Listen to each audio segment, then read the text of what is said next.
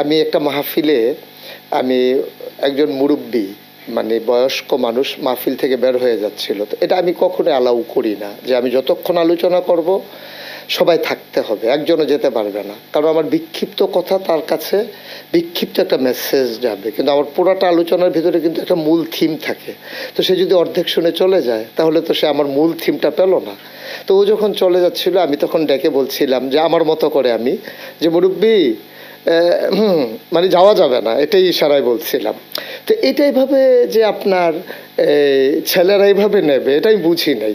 তো এটার ভিতরে ওরা একটা আনন্দ খুঁজে পেয়েছে, এবং সরকারের বদল হওয়ার কারণে এখন যে সমস্ত মানুষগুলো মুরব্বির কাতারে ছিল যারা যখন পালিয়ে যাচ্ছে সেখানে ওই কথাটা চলে যায়, এটা যায় প্রসঙ্গক্রমেই যায়। এবং আমি একটা কথা বলেছিলাম যে এক লোক বের হয়েছে দাড়ি টাড়ি কামাই একবারে সমান। এখন সালমান এফ রহমান যখন দাড়ি কামিয়ে ফেলেছে তখন আমার কথাটা ওর সাথে হুবহু মিলে গেছে। আমি কিন্তু সালমান এফ রহমানের দাড়ি কামানো দেখে ওয়াচ করিনি, ওয়াচ করেছিলাম আগে, আর প্রসঙ্গ তো মিলে গেছে এখন এসে। তো এখন যখন যাই আমার গ্রামে হোক বাইরে হোক শহরে হোক আমি দেখি রিক্সার পেছনে লেখা মুরব্বি, তারপরে আমার ছেলেরা যখন গ্রাফিতি করেছে ওয়ালে ওয়ালে সেখানে লেখা আছে, তারপরে সোশ্যাল মিডিয়া আপনি যদি 100 রিলস দেখেন সেখানে দেখবেন 50টা রিলস হচ্ছে মুরব্বি। তারপরে আমি আজকে গতকালকে আমি গাড়িতে বসে বসে দেখছিলাম যে বিদেশি একটা লোক, তারে বোধহয় বাংলাদেশের কোনো একটা লোক শিখিয়ে দিয়েছে, সে আরবির সাথে মিশিয়ে বলতেছে মুরব্বি মুরব্বি, মানে ওটা বুঝতে পারছে এটা একটা আনন্দ ঘন বিষয়। 250টিরও বেশি ডিজাইন অপশন নিয়ে ওয়ালটন স্মার্ট ফ্রিজ, বোঝে আপনার প্রয়োজন।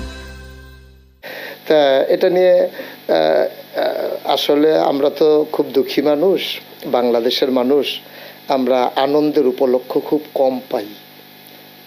মানুষগুলো যখন গুম হয়ে গেল, বাচ্চাগুলো ঈদের দিন সকালবেলা নতুন জামা কাপড় পরে অপেক্ষায় আছে, বাবা আসলে আঙ্গুলে ধরে ধরে ঈদগাহে যাবে।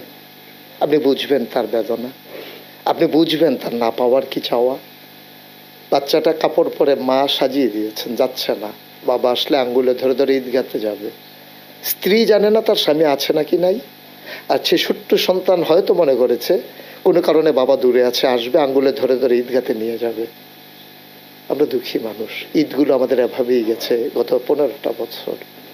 অনেক মানুষ গুম হওয়া, সে মানুষগুলো সন্তানগুলো ঈদের আনন্দ বুঝেনি, বিধবা না হয়েও বিধবার স্বাদ গ্রহণ করেছে আমার দেশের মায়েরা।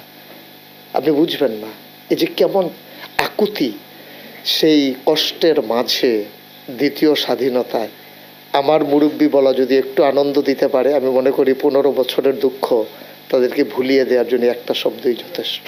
এই সময়ের যারা তরুণ মুরব্বীরা আছে তাদের উদ্দেশ্যে ছোট্ট একটা বার্তা দিবেন। আমি মনে করি যে যেদিন গেছে একেবারেই গেছে, কিছুই তার নেই বাকি। সুতরাং আমার যারা নতুন প্রজন্ম, আমি বারবার বলি তাদের চোখে আমি বিশ্ব দেখি, তাদের হৃদয়ে আমি ভাবতে শিখি। সুতরাং আমাকে যারা ফলো করে, আমার কথায় যারা আনন্দ পায়, আমার বেদনার্থ কথাগুলো যাদের হৃদয়ে রক্তক্ষরণ ঘটিয়ে চোখে অশ্রু হয়ে ঝরে পড়ে, আমি তাদের জন্যে এই চ্যানেল আইয়ের মাধ্যমে আমার বার্তা হচ্ছে আমরা জেগে উঠি, আমরা গর্জে উঠি, আমরা জানিয়ে দিই আমরা ছিলাম, আমরা আছি, আমরাই থাকবো ইনশাআল্লাহ। আর এই ভবিষ্যৎ বাংলাদেশ বিনির্মাণে আমার এই ছেলেগুলো, আমার এই ভবিষ্যৎ প্রজন্ম তারা এগিয়ে যাবে সম্মুখ পানে। এখানে কোনো সংকোচ নাই, কোনো এখানে হৃদয়ের উষ্ণ ভালোবাসা বিলিয়ে দিতে কোনো কৃপণতা নাই। সবাই মিলে সবাইকে ভালোবাসি, সবাই মিলে কাঁধে কাঁধ মিলিয়ে আমার কাগজে পত্রের সোনার বাংলাকে প্রকৃত অর্থেই সোনার বাংলা হিসেবে গড়ে তুলি। মুরব্বি যেমন করে বলেছিলাম ওঠা যাবে না, আমি যুবকদেরকে বলি হে যুবক, তুমি এগিয়ে যাও সম্মুখ পানে, থেমে যাওয়া যাবে না।